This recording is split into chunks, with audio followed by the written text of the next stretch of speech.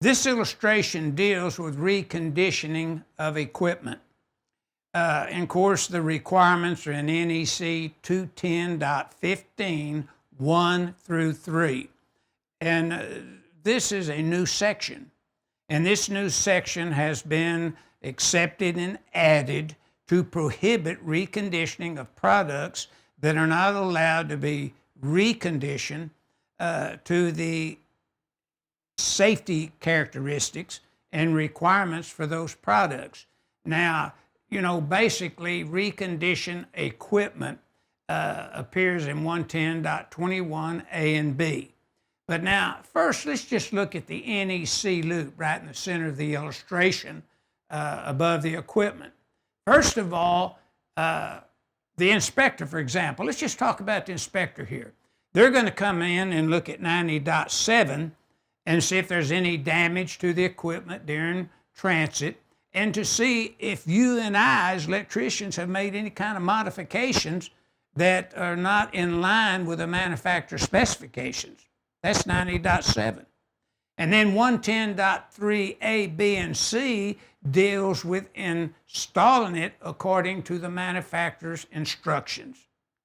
110.2 in that NEC loop is how the inspector will approve equipment in a non-classified area, as we mentioned before. So approved per Article 100 is up to the authority having jurisdiction to approve the equipment.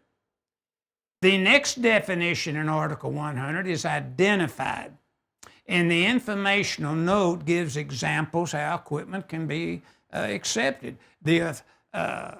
It can be listed and labeled equipment, as we looked at 110.3B, or A through B, really, through C now. Or this equipment could be approved from say a testing lab that puts a NERDL on it, a national recognized testing laboratory, or it could be approved with the inspector if they won't take the responsibility. So that's why a lot of your ordinances and inspectors says it's either listed and labeled equipment or you have to have a NERDL put on it. So.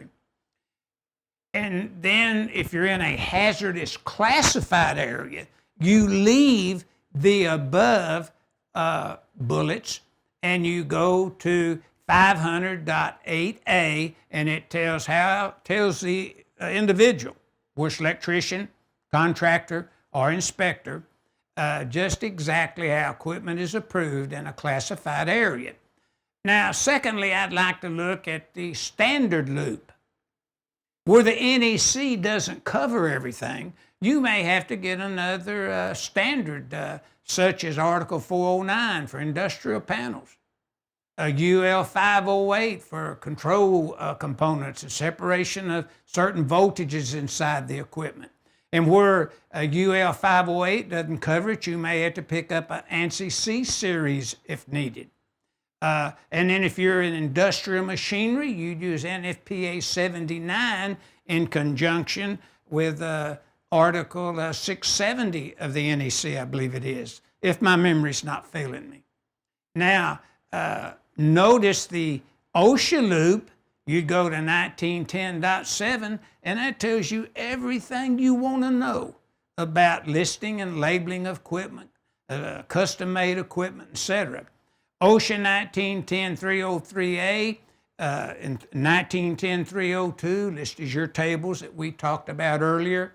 And then 1910.399, boy, coming out the gate, it will tell you there exactly how OSHA looks at accepting equipment for safety. And so this is the OSHA requirements. This is the NEC requirements at the top. And then to the left there, you pick up your standard loops.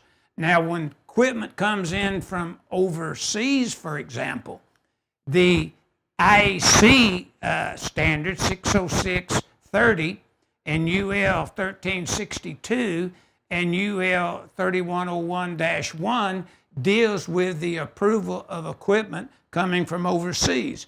So many times some of this equipment is not really approved necessarily by the American codes and standards, such as the NEC and UL. So then sometimes the authority having jurisdictions wants a NERDL put on it to see that it does comply. Now that's kind of like the loop of proven equipment, and then we looked at reconditioned equipment, 210.15. That call out is right there pointing to the equipment. I'd like to remind you, the following shall not be reconditioned as outlined in 210.15. Equipment that provides ground fault protection for personnel. Number 2, equipment that provides arc fault current interrupting protection. And number 3, equipment that provides ground fault protection of equipment. Now, these items here shall not be reconditioned according to 210.15. Again, the fine print note talks about a new section being added that prohibits reconditioning of products that are not allowed to be reconditioned to the inherent safety characteristics and requirements of such products. So we're talking about now 210.15, reconditioning of electrical equipment.